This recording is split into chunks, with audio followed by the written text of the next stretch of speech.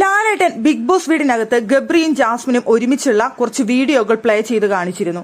അതിൽ പ്രധാനപ്പെട്ട ഒരു കാര്യം ജാസ്മിന്റെ അടുത്ത് ഗബ്രി പറയുന്നതായിരുന്നു. ഭാര്യയാണ്, ഭർത്താവാണ്, ഫ്രണ്ടാണ്, ബ്രദറാണ്, സിസ്റ്ററാണ്, അച്ഛനാണ്, അമ്മയാണ്, അങ്ങനെ എല്ലാമാണ് ഞാൻ നിനക്ക് എന്നൊരു വാചകം ഗബ്രി അവിടെ പറയുന്നുണ്ടായിരുന്നു.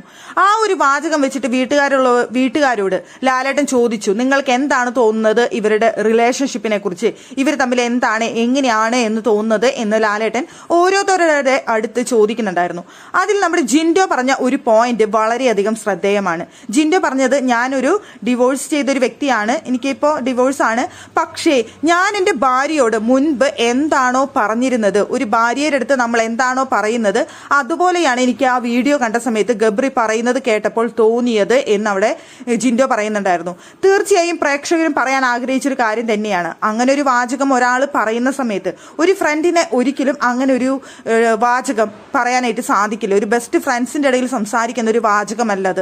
ഒന്നല്ലെങ്കിൽ ഒരു ലവർ ആയിരിക്കണം, അല്ലെങ്കിൽ ഒരു ഭർത്താവായിരിക്കണം, ഭാര്യ ആയിരിക്കണം, അങ്ങനെയുള്ള ഒരു റിലേഷൻഷിപ്പിലുള്ളവർക്ക് മാത്രം പറയാൻ പറ്റുന്ന ഒരു വാചകങ്ങളാണ് അവിടെ ഗബ്രി ജാസ്മിന്റെ അടുത്ത് പറഞ്ഞത്.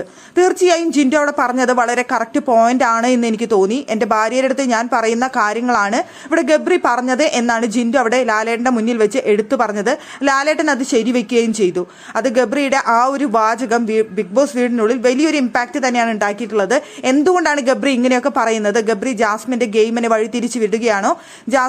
ജാസ്മിനെ ഉപയോഗിച്ചാണ് ഇവിടെ ഗബ്രി ഗെയിം കളിക്കുന്നത് എന്നൊക്കെയുള്ള ഒരുപാട് ചോദ്യങ്ങൾ അവിടെ ഉയർന്നു വന്നു. പലരും പല അഭിപ്രായങ്ങൾ പറയുകയും ചെയ്തു. പക്ഷെ ജിൻഡോ പറഞ്ഞ ഒരു കാര്യം എന്ന് പറയുന്നത് വളരെ കറക്റ്റ് ആയിട്ടുള്ള ഒരു പോയിന്റ് ആണെന്ന് എനിക്ക് തോന്നി.